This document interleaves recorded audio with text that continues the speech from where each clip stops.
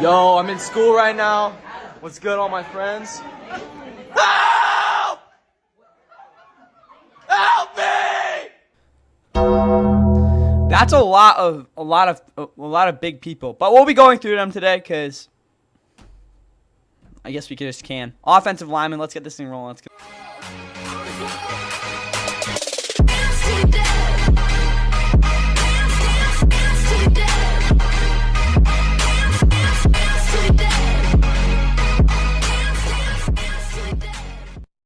And with that, what is going on, guys? Welcome back to the Fun NFL. Please like and subscribe if you guys enjoy the 2025, first time I've done this, NFL offensive lineman rankings. I'm going through 160 offensive linemen, which I think if we do the math right, is every single starting offensive lineman in the NFL. At least projected-wise, some of these guys won't be starting for whatever reason. A couple of these guys are injured. Trey Pipkins, I know for the Chargers, will be starting the season as a starter there at tackle because, you know, where is he? Where's he? It's such a massive list. Rashawn Slater's out the season. But Trey Pipkins, he goes somewhere around here. Anyway, though, before we get in this, again, I'm doing something else different. I'm going the tiers. There's no number one this year because I'm like, I don't really want to see. Again, there's some positions that's obvious, so I guess I'll tell you that. But other than that, we get some pretty cool tiers. We'll start at the bottom, Spaniards. So, guys, you know, like the Bulls. I forgot what that's called. I'm sorry. I'm not very well versed in Spanish history, but I know they had the Bulls basically, and then like the people that hold out the red flag, and then like they go like that. That's who the offensive linemen. That's what they basically do on the field every single snap. Other than that, again, there's not gonna be a lot of those guys here because let's be honest, guys, it's really hard to be that bad and be a starting offensive lineman. But outside of that, there are. It's also good to mention there's really no Spanish NFL players I've ever heard of outside of Andre Villanueva, who was really good with the Steelers for a while there before he retired. Was it 2020? I'm gonna see. Alejandro. That guy. Where's his... There we go. Well, how long... What was last season? 2021. That's what I thought. Yeah. He was good. I don't know if he'll make the Hall of Fame. I don't think he was that good, but he was a good player. He defies that part of the tier. Anyway, turnstiles are next because turnstiles are a pain in the neck. You still have to, like... You know, it slows you down a little bit, but not really that much. 50%. The reason I put this is there's a decent shot they'll have a decent game. There's the decent shot they won't have a decent game. That's where they are. And then I got zzz, because, like, these guys are boring. And that's a good thing. If an offensive lineman is a boring player and you don't hear much from them, it's because they're probably doing their job. Show me the money. So, guys, I understand that was from just the Jerry Maguire reference, and that was for a receiver. But most oftentimes, the NFL offensive linemen who struggle getting the contracts they deserve are in this tier because they're very, very good at their job. But a lot of teams don't really want to pay them that because they're not the next tier up, which is an ice wall. The reason I say there's an ice wall is because, ice melts. So, I mean, sometimes these offensive linemen aren't always playing at 100%, but when they are 100%, they're a literal wall. Then we got the brick walls, because brick walls, unless you smash them with a hammer, which again, we're thinking about like elite edge rushers. Usually, it's not. You're not gonna get by them. And then we got the dogs, like with a W, because like they win every time. You know. Anyway, though. Let's get in it. Starting out, again, I put this in order with the offensive line, so we won't really have too many issues with me struggling with pictures like or faces like we did with the defensive lineman yesterday. Anyway, though, Deion Dawkins, the Bills' left tackle, he's been there a while. He's going to go into ice wall. I want to put him in brick wall, but last season was probably the best year of his career. He has never really been a guy that has given you elite offensive lineman play consistently, despite last year being super duper consistent. I don't think his pressure rate against was really all of that, even though it was one of the, I think it was like second or third best in football. He is like so good, but I don't think he is that here. There are games where he does falter and maybe not give you the same impact again as a run blocker as you might like. David Edwards, he was okay with a couple years with the Rams. He's usually a decent player. I'm going to give him, I don't even know if he's born. I'm going to put him in 50-50. Guys, he's an inconsistent player overall, but he's been with the Bills a while now. What is it, 3 or 4 years? He's been doing a decent job for them. The reason he's not in this tier is because, I mean, there are plays where he gets absolutely torched in pass pro, like spun around. So, again, that's an issue as well. He's not really a consistent run blocker either, but most of the time he gives you solid play. And, again, he does have maybe a higher ceiling than some of these other guys in terms of how he plays sometimes, but overall it's a little more volatile than you would like. Connor McGovern's a solid center. I'm going to put him in boring because you don't really hear much from him. He's a very solid pass protector in his run blocker, not really too impactful, which is holding him back from being one of these better centers in football, but overall he's a really good player. Osiris Torrance is also going in this tier. I want to play him, show me the money, but again, with what is it, him going into his third year now, I think he does need to have a little bit step up in performance before I can actually put him in that tier because he hasn't. Yes, you could argue he's played right there, but again, he doesn't. It's not really a contract year for him. That's kind of like the thing with that. So I mean, in terms of actual performance, he belongs somewhere, I guess, in here. But I'm gonna keep him in the boring tier because that's how he's played so far. You haven't had any issues with him. Spencer Brown, he will go and show me the money. I don't even know what is his contract looking like.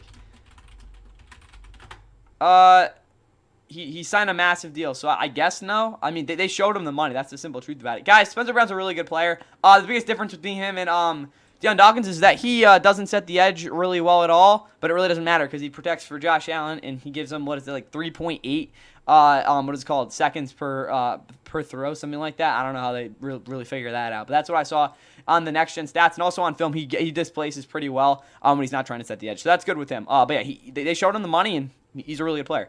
Next up is Patrick Paul. I'm going to put him in turnstile. He kind of was that last year, guys. He really struggled when he did play. I get he was a second-round pick, and they had a lot of high expectations for him. But, guys, he is a guy coming out of the draft in 2024. I was not the highest on. I didn't really think he should have gotten picked anywhere near there, but they did.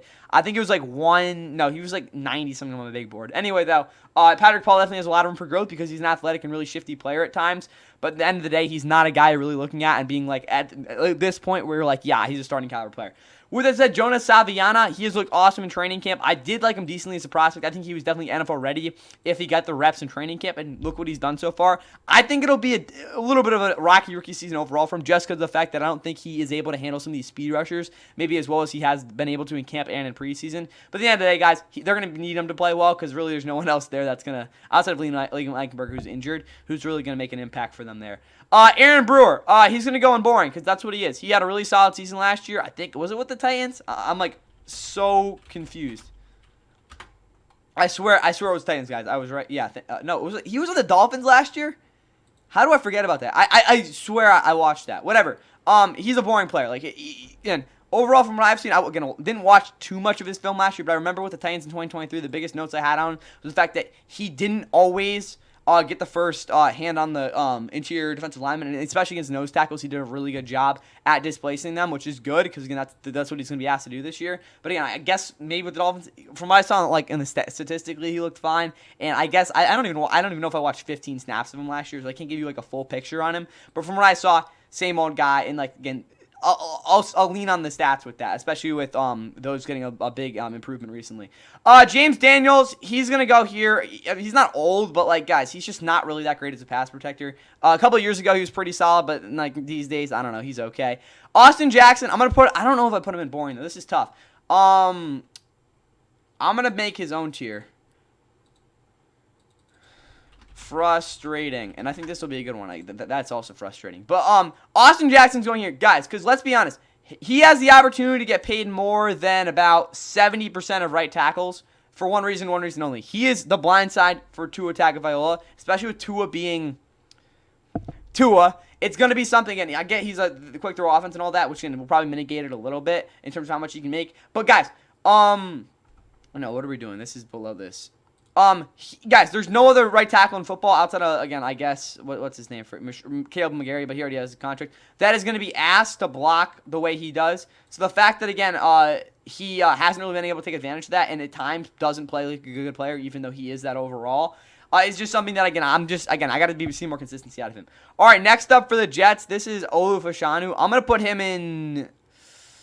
Also frustrating because he's a guy that he's a really talented player. Again, I think a lot of scouts really didn't like his game because he wasn't exactly the most aggressive or impactful as a run defender overall. Again, at Penn State in 2023 or 2024. 2023, my bad. And then last year, overall, his rookie guy, again, he had his rookie ups and downs, but as a pass protector, really did a good job against these speed, shifty rushers that really couldn't get around him very well. And if that continues to grow, that would be awesome, but he's just got to be a little bit better in the run defense for me, run blocking game overall for me to actually put him up here. But outside that, guys, he's very talented.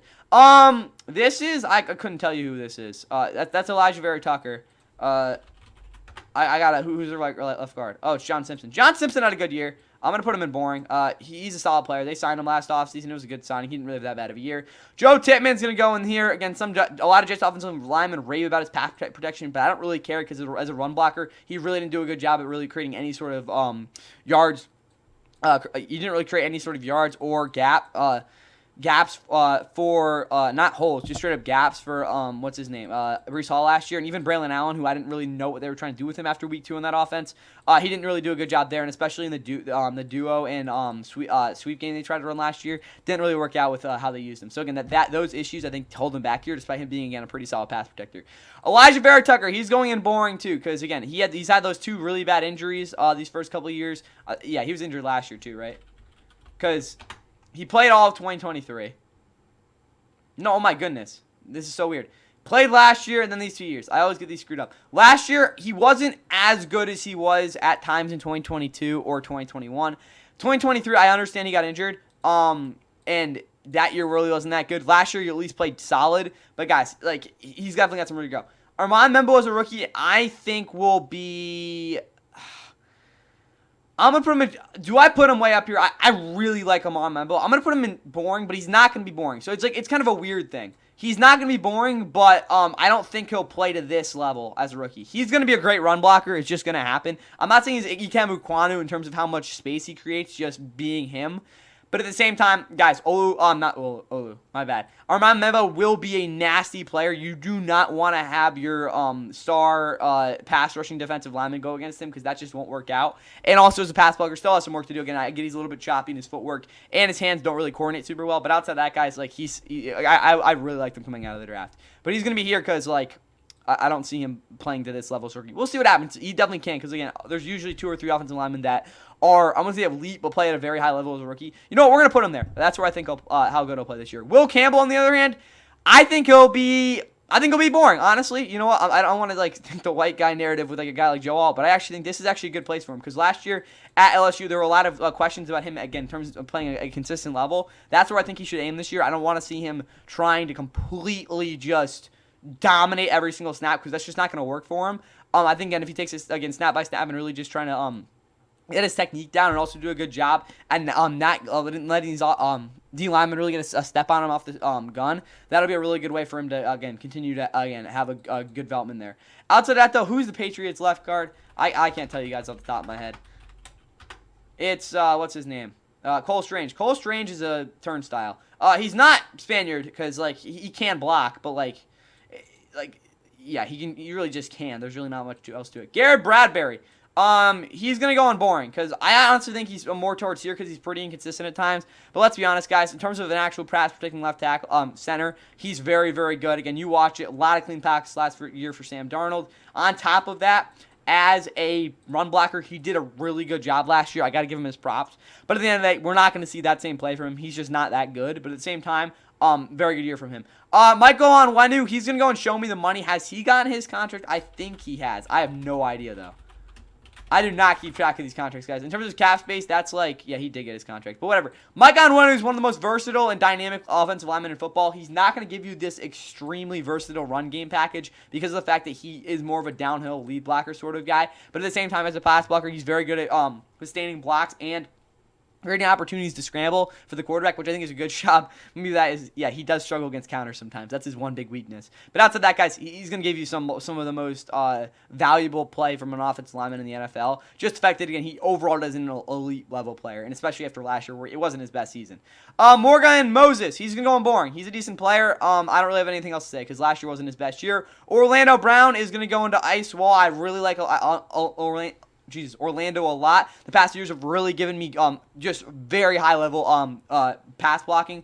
But at the same time, as a run blocker, he, again, with the Ravens was really when he looked the best as a right tackle. But at the same time, he has bet on himself the fact that, again, he can be profiled as as a left tackle and just be a straight up wall there and do a good job. But at the same time, there are things that seep through. He doesn't always do the greatest against cross shot moves just because I think, again, he sometimes gets a little bit antsy with those. And that also, again, hurts him a little bit. But outside that, there's really nothing to complain about with him.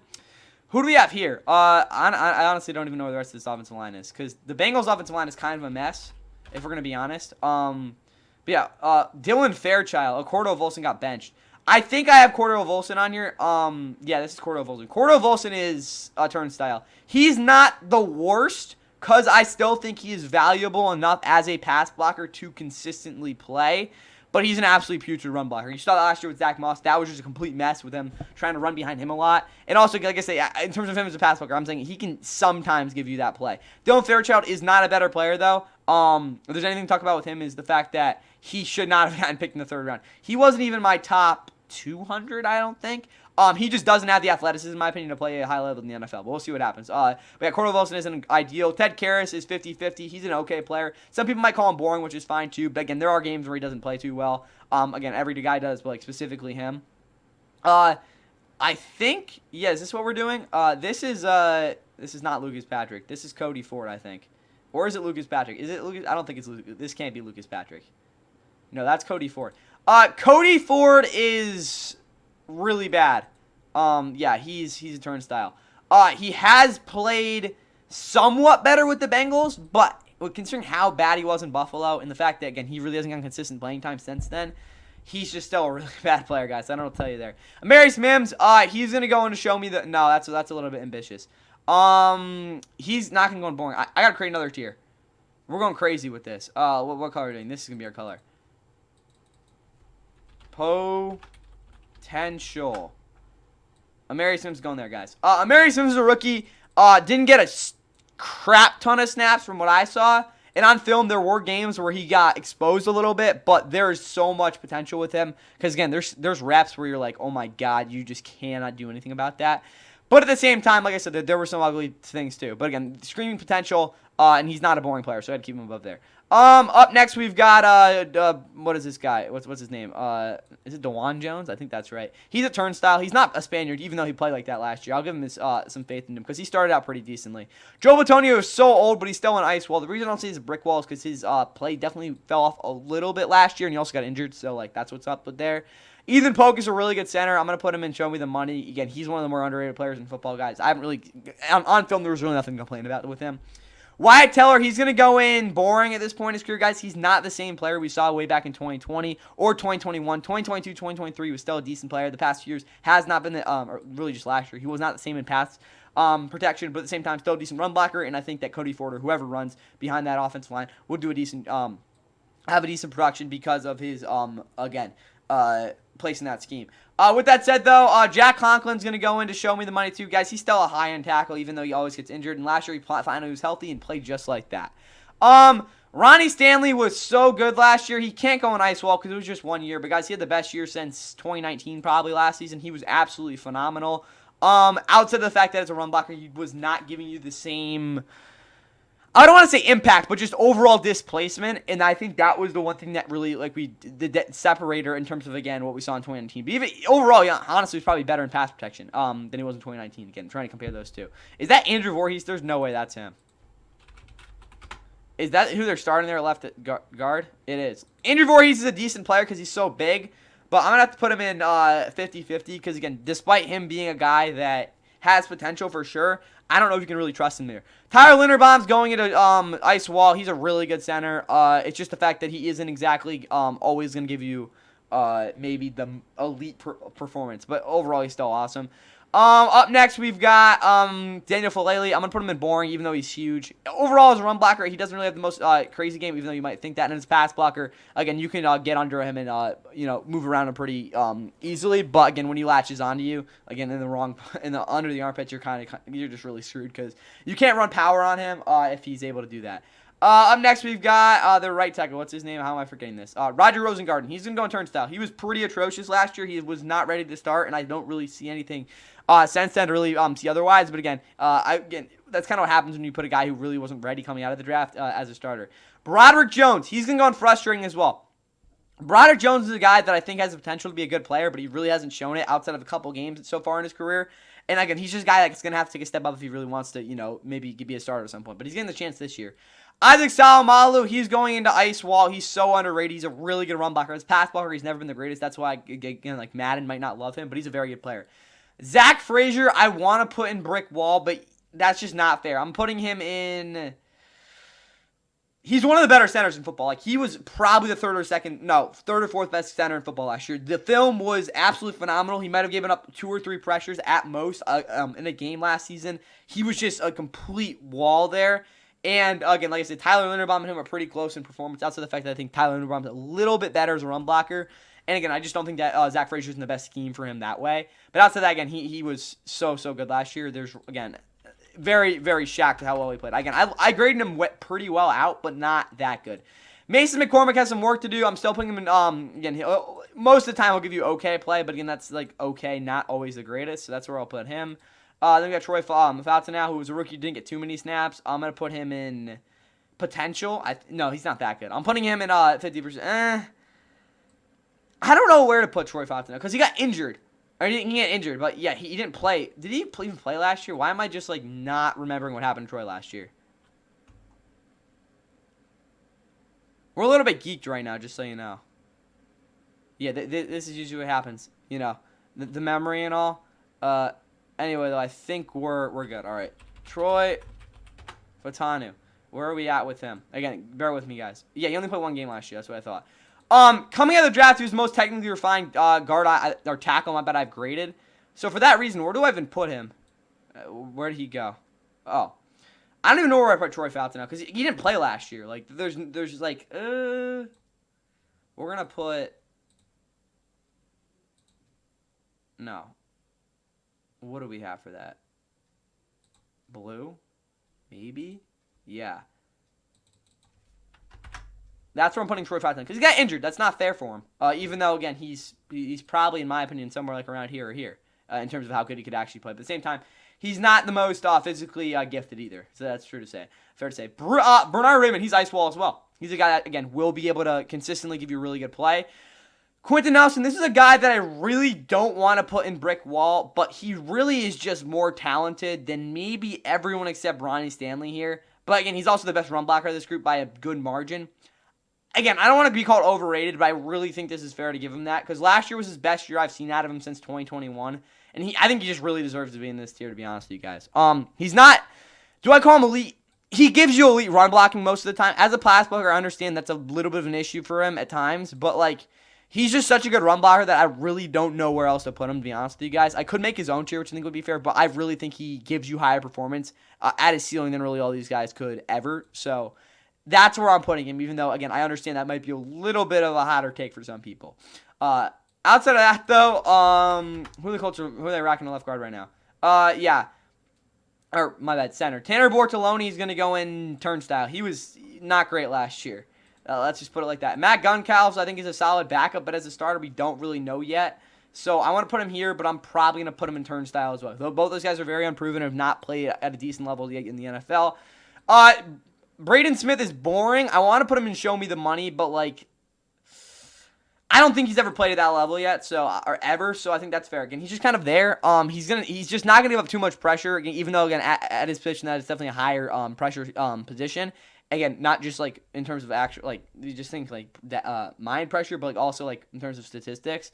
And also, as a run blocker, he's always been a decent player. So I'm gonna put him here. He's just there, boring. Walker Little's a good player. Not Cam Little. I like Walker Little's tackle. He did decent for them last year. Ezra Cleveland's gonna go in there. He's an average player. Robert Haynes, he's gonna go in turnstile. He's not great. I don't think he's a Spaniard though, because he at least can pass block pretty decently. Again, on occasion. And then Patrick Curry. Patrick Curry is also going here because he's kind of smoke and mirrors. He can play about every position you can think of. Partly because he's a solid run blocker and he can really engage well. But as a pass blocker, he's definitely a flawed player. Anton Harrison's frustrating for me. Just because of the fact that I really haven't seen a consistent season from him yet. Now 2 years in, I really want to put him in boring because that's what I think he will be at some point in his career. But he still has a lot of work to do in terms of actually becoming a complete player. Next, this is the Texans, right? Yeah, Cam Robinson is going to go in average, guys. He's one of the more athletic tackles in football still, but he's never been an actually refined blocker, and that's always been the biggest nag with him.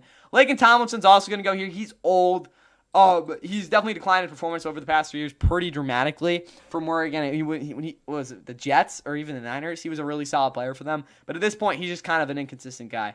Jake Andrews is a Spaniard. He's just not good.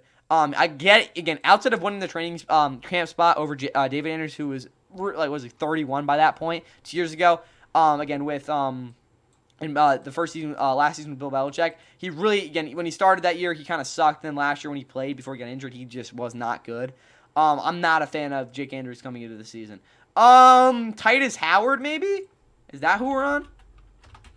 I know Jared Patterson's he's their tackle, right? No, that's Ursary. Jared Patterson's horrible. Titus Howard's going in 50-50. he's just not good. I don't know how to put it. Like, he just doesn't, like, on film, it's just like, bro, yeah, you made that block, but, like, it didn't really set anything up. It's like, the way, none of his game is impactful. That's probably the best way to put it. It's kind of just frustrating. I want to put him here, but, like, that's not fair, because he's never really going to be a high-ceiling player. What is he now, 29, 30 at this point? He's not a young buck. Yeah, I think that's what you're going to get with him. Ursary, I think it's Arisign Ursary. I'm terrible. Yeah, it's Irante Ursary. My analysis on his game is a little bit incomplete just because I didn't really get to see the reps I wanted to, because he will, again, in this system, his run blocking downhill will be a big issue. Again, from what I've seen. But again, in training camp, they haven't been too like concerned about it, so I'm going to put him here. He will have his ups and downs as a pass blocker, as every single guy does. I think there'll be a spin move on him week 1 with a guy like, I don't know, Jared Verse, and he'll be like, what the hell just happened? I'm really excited to watch him, though. That's what I'll say there. There's definitely a good potential here, but, like, let's be honest, guys, it'll be a mixed bag as a rookie. Dan Moore, he's also going here. He's just an average guy. Not average, but he's definitely a little bit below average, but at the same time, I think there's a lot worse guys who could have starting left tackle overall. Peter Skoronski is frustrating, but I'm putting him in boring because that's really where he was last year. There's definitely a next ceiling for him, but he wasn't bad, so I think I'll give him the benefit of the doubt and put him there. But there's still definitely something untapped with him. Lloyd Cushenberry hasn't really, last year got injured. 2023 was one of the best centers in football. 2022 was not great. I'm putting him in Show Me the Money, though, because that's where he really belongs. Because even though last year he wasn't awesome, he's still a really good player. Next up is Kevin Zeitler. Kevin Zeitler's going in. I got to put him nice as well, guys. He's been a high-end player for a while now. I get he's like 34, 35. He may not be the same run blocker in terms of creating yards, and also, you know, maybe not moving some pretty big dudes. But as a pass blocker, he's still going to be very good. He's not flawed really in any way there, outside of maybe getting beat off the line a little bit too often. But outside of that, guys, there's really nothing bad going on with him. Then we got J.C. Latham, who's a rookie I liked a lot. I'm going to put him win potential with Amarius Mims. I think this is a guy. Honestly, where do we even put this? Because these guys aren't better than these guys. This is tough. I think we put this. No. What are we doing? No, this is the wrong way. There we go. Because I don't think you can put. Yeah, I'm going to put them here. Because they're better. Like, they're probably better than these guys. But, like, they're their own tier. But for J.C. Latham as a rookie, kind of a mixed bag, but I really like the way that towards the end of the season you really took initiative in pre-snap reading what the what is called edge rusher was going to do, especially if they were a speed guy, kind of anticipating their movements and at times really making a great first jab at them, and then they don't really win off that because he is very good against counters. That's like his biggest thing. Up next is Garrett. No, it's not Garrett Bowles. Is that Ben Powers? Because we got Garrett Bowles, Ben Powers. Who's this dude? Who's their center? Luke Wattenberg, right? He's like the one guy that I'm a little bit shaky on. Garrett Bowles, though, he's a nice wall. He's not a brick wall. He's not that good, but the PFF grades love him. You could call him a brick wall, but I think there are games where he's not always giving you the greatest, at least statistically, performance.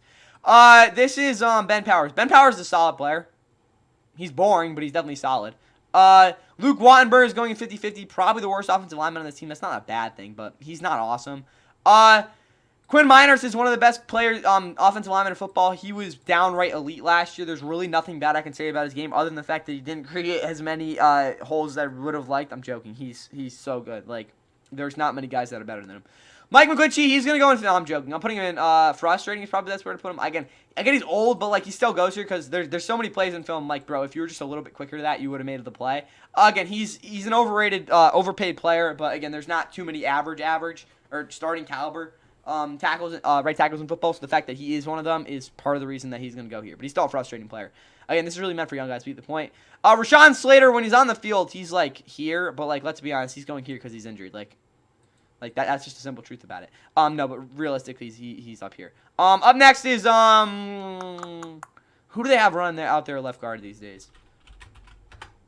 It's not, Brian Bulaga hasn't been on the team since 2021, right? Bradley Bozeman, for me, is just an average guy at this point. I'm not really too moved by him. I don't know where their center went, who's Zion Johnson. Zion Johnson would also go here. He's not a big guy on my watch. Mekhi Becton was awesome last year. I'm going to put him Show Me the Money because that's really what he's playing for. Joe Alt is going to go in. Do I put him in nice? Well, I thought I really got to. He was just so good as a rookie. Again, I understand he wasn't to his ceiling just yet, but at the same time, guys, there's really nothing bad to talk about it other than the fact that maybe he could have been a little bit more dominant as a run blocker. Jalen Moore is an average tackle. No, that's not even fair. He's a turnstile. He's not a great player, guys. I don't think that's fair though. He was decent enough to put him here. Again, terrible signing by the Chiefs overall, but I think they're on a little bit of something with there. I'll give them that. The Chiefs, who do they have a left guard? I really don't know. I'm just kind of like, again, I'm not huge on the Chiefs' offensive line here. Mike Colidio, yeah, he's going in Spaniard. He's not a good player. Creed Humphrey, he's going right into dog. He's one of the best players, or best offensive linemen in football. Trey Smith up there as well. He's coming off a career season, even though he's had like 2-3 straight career seasons. And then we got Jawan Taylor, who's an average tackle, similar to Michael Glinchey, except he's a little bit worse because he's just not really technically refined. He's similar to Cam Robinson, but a little bit more, a little bit better footwork. Who is this? What's his name? How am I forgetting his name? He's been on this team for like 12 years. Well, not 12 years. Colin Miller, there we go. Colin Miller, show me the money. He's a really solid left tackle. He's not an elite guy, or really ever going to give you this level of performance, but most of the time he's been their franchise tackle. This isn't who I think it is, right? No, it is. It's Dylan Parham. Dylan Parham's going to go in 50-50. He's a solid player, but I just haven't seen enough of him to really put him anything higher. I don't want to make any assumptions on what's going on with him. This is, Jackson Powers Johnson. He's going to go in frustrating because he didn't play the way I wanted him to last year. Alex Kappa's a Spaniard. He was absolutely god-awful last year. There's a reason they cut him. And then they got DJ Glaze. Again, he is the Glaze. No, he's going to go in potential. I actually like where this guy's going.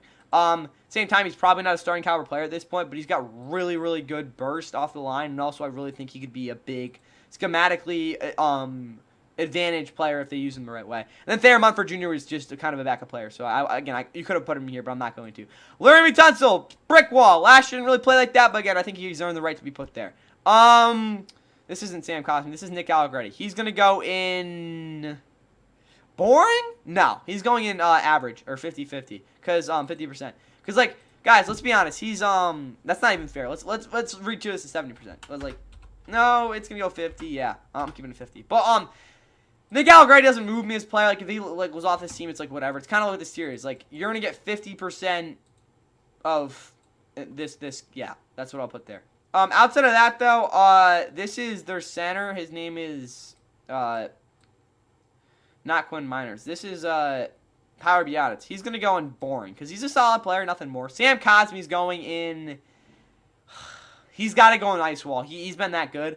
His run blocking performance over the past few years has been unbelievable, and even then as a pass blocker, the way he's created, just took in huge strides to, again, getting off the line really aggressively in most of the snaps and still being able to readjust and plant his feet and still making quality blocks most of the time, which is, again, just very, very rare for a guy like him. This is an Ursery, right? This is their other dude. Not their other dude, but the other dude. What's his name? Yeah, Andrew Wiley. No, Josh. I don't care about Andrew Wiley. He's been bad the past few years. Josh Connerly Jr. That's who it is. Oh, yeah, Brandon Coleman should be here, but I don't really care. Josh Connerly Jr. is gonna go in turnstile. I think he's gonna have a rough rookie year. I wasn't horribly into him coming out of the draft. I understand that. But, like, this is tough. Do I give him the benefit of the doubt? I might, because he does deserve it. He was pretty consistent last year at Oregon. But at the end of the day, I think that's where it belongs. And then you look at Ursery. And, you look at his notes here. This again being, yeah. He's just a guy that's just going to give you more overall. That's where I see the comparison there. But he's going to go in turnstile because I don't think I'll have a great rookie year. Targon's like, yeah, I know where you're putting me. Yeah, I do know you're going here because you didn't have a great rookie year. But still, what else did you really expect? This isn't Tyler, but it's Tyler Smith. I think, am I wrong? That's Tyler Smith. That's Terrence Steele. That's Cooper Beebe. That's Tyler Booker. Tyler Smith is going in ice wall. He's not a brick wall. He wasn't an elite last year, but he was pretty darn close.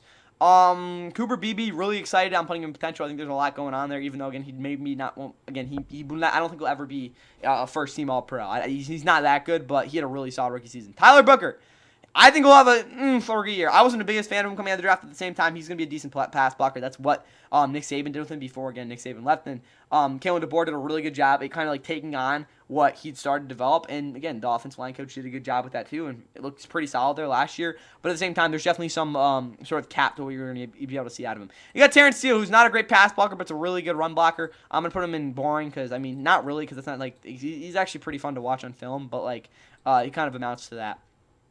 Jordan Mailata is going to go on brick wall. He's so good. He's not.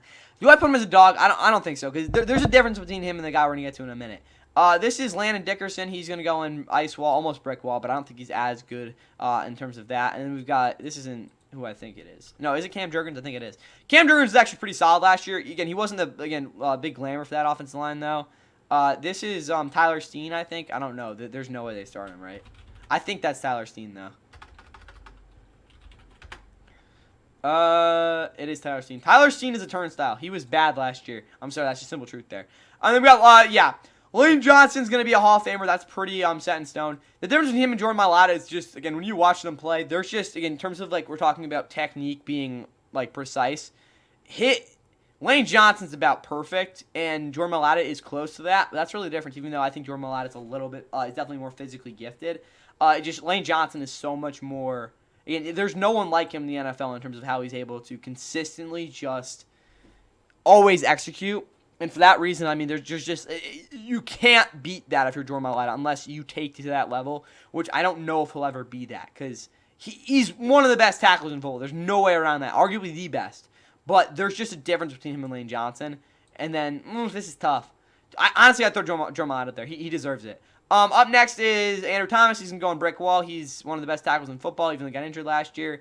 This is John Ryan, I think. He's going to go in 50-50. I want to put him higher, but I don't really think he deserves that. John Michael Smith Jr., he's going to go in turnstile. He is still enough to yet to be a good player yet. And then who do we else have? Who else do we have? My bad. Greg Van Roten, he's going to go into... Nah, he's got to go there, guys. He's at this point in his career, he's a backup player. So I got to put him there. And then we got Jermaine O'Luminor, who I'm putting boring because he's actually, statistically and on film, he's a guy that I think gets a little bit too much hate from Giants fans. He's a decent player. Braxton Jones is really taking a step up now as a run blocker, pass blocker, my bad. He's very good. I'm going to put him in Show Me the Money. I think that's where he belongs because he's going to get a contract sooner rather than later. Joe Tooney, do I put him in dog? I think I got you guys. His statistics were like the best in football last year, and I think, again, he definitely deserves it. He's one of the best guards in football. Drew Dahlman's going to go in 50-50. I think he's a little bit on the higher side for Bears fans, which he really shouldn't deserve. Jonah Jackson's got to go in turnstile. Guys, he was awful last year. There's no way around it. He was just completely awful. 2023, he was injured for most of the season, guys. He's just a guy the past few years has just not been on the field, and when he has been, he's been bad. He got beat out by a rookie. Like, I don't know what else to tell you there. I don't think it was completely his fault. I don't know what the hell the Rams were doing with him, but at the same time, like, he was bad. Darnell Wright. Frustrating, but he has potential, so I'm keeping him here. There's something there with him. Again, he's played at this level for a decent part of his career, but then there's also games where he's like down here, like Olay. So he's going to go in potential for that reason. But yeah, there's a lot there. Taylor Decker is going to go in Show Me the Money, I think. Again, similar to Cole Miller, he just isn't this good, but he's still a very solid player. I could definitely see you putting him there. I don't know who this dude is. This is Chris Maganani. He played a little bit, but he's going to be a Spaniard because I have no clue how actually good he is. He doesn't deserve to be here, but again, I've seen him like 10 snaps out of him, and he just didn't really do much to really show me anything else and put him here. Graham Glasgow is going to go here. He's a solid player. Tate Ratledge, I'm not high on whatsoever. I'm putting him here. I don't think it's going to be a rough year for him, even though he's got probably the best, most athletic offensive lineman in the NFL next to him. I don't think it matters. I think, he's going to have to be at least this decent, to be honest with you. Rasheed Walker's going and Show Me the Money. He's a really solid tackle. This is Dominic Pooney. No, he's on the Niners. What am I talking about? This is the Packers guy. They brought him in. What's his name? Yeah, Aaron Banks. Aaron Banks is just average for me. He's not a bad player, but he's just not a guy that will really ever be anything more than that. Elgton Jenkins, very, very versatile, but he's kind of boring at this point. Like, he really hasn't been an elite player as of recently. Again, where you see that high-end pass blocking. Who is this? Sean Ryan, that's who it is. Sean Ryan I like. I'm going to put him in boring. I think that's where he fits. And then we got Zach Tom, who I'm going to put in frustrating because he's still got some room to grow. Christian Darrisaw is going to go in a brick wall, even though he's been injured. He's still one of the best tackles in football, especially last year when he played. This is not Josh Simmons, right? Oh, shoot. How did I leave him out of here? The Chiefs don't have Dan Moore. They have Josh Simmons. Josh Simmons has been the best rookie player in training camp up to this point. I think I'm pretty confident saying outside of some UDFA that's playing their butt off. He's been that good. But I don't have some crazy high grade on him because of the fact that, again, I get he got injured last year, but in 2023, he just didn't look filled out in the way that you would have like wanted that. Like he's like coming in like the next year, I'm like he didn't look where I'm like, yeah, he's gonna be a dominant force. But at the same time, he probably would have been a top 10 pick if he didn't get injured. This is what's his name? The other guy from Ohio State. Because then you had Eichenberg, right? No, that's not his name. Who is it? What's his name? How am I forgetting it? Center, Ohio State 2025 draft. How do I completely forget it? Who was it? What's his name? Yeah, cool, cookies. Yeah, read more. Where was it? He was picked, I know that. It was a center. No, where is it?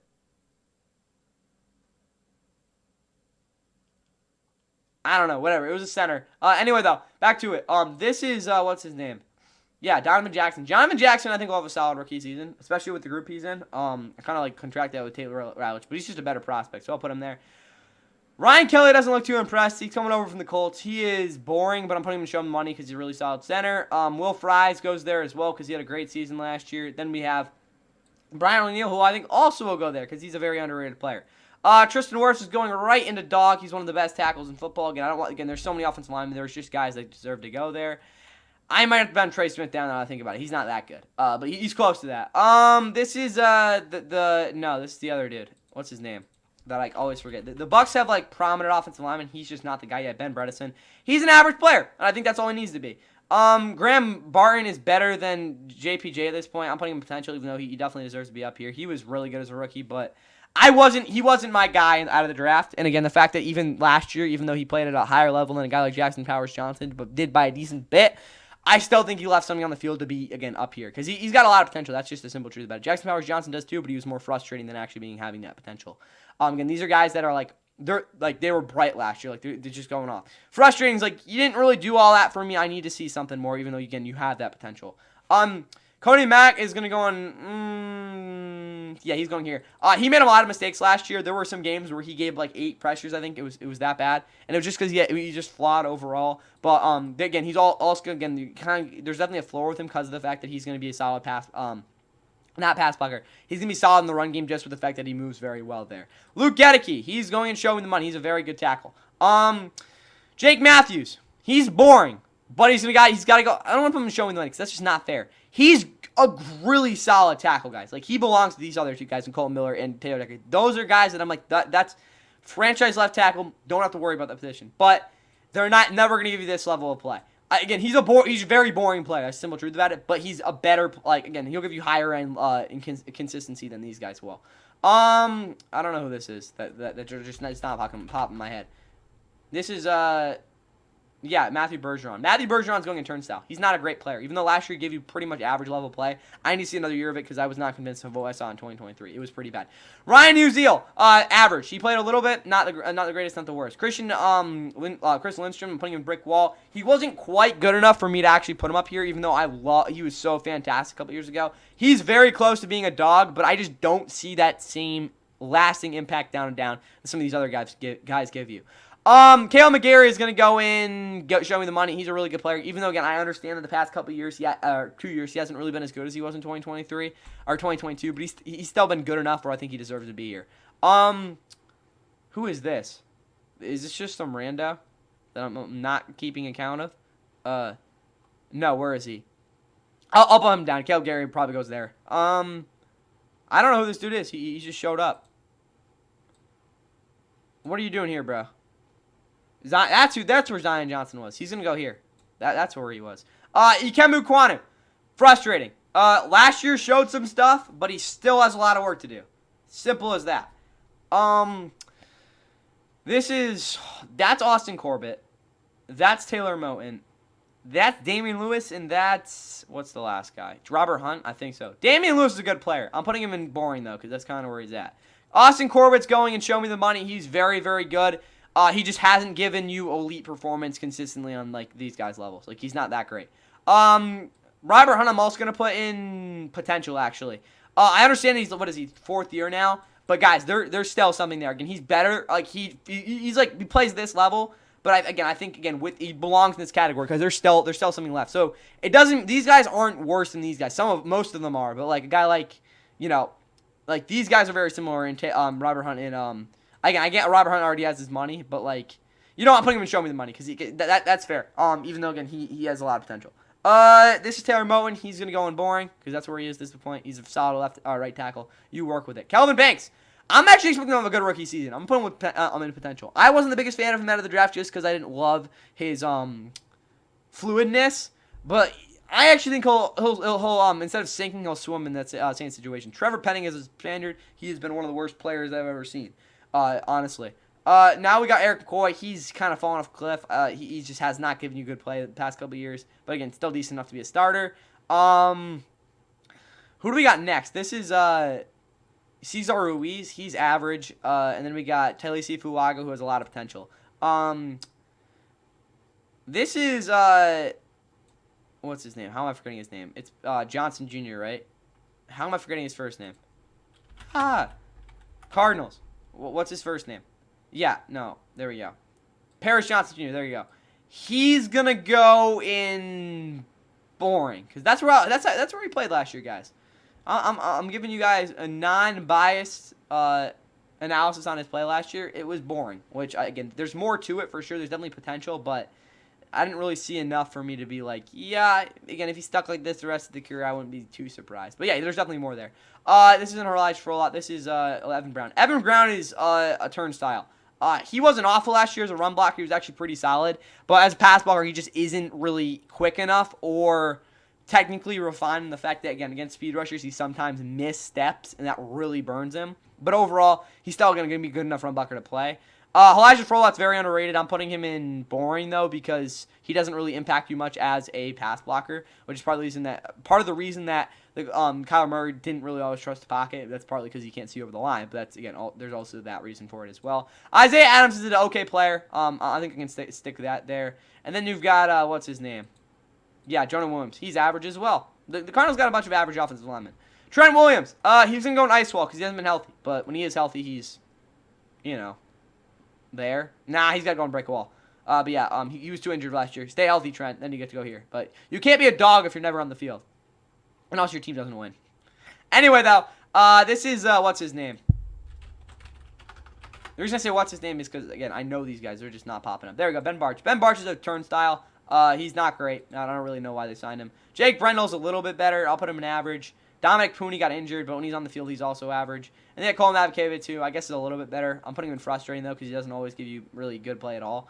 Alric Jackson's going and show me the money because he just got his contract, but he also isn't a nice wall, even though he played like that last year. I'd like him to be a little less, driven. I know that sounds crazy, but that is part of the reason this offensive line maybe isn't as put together as they can be at times. So, again, that's what I'll say on him. But, yeah, he's a great player.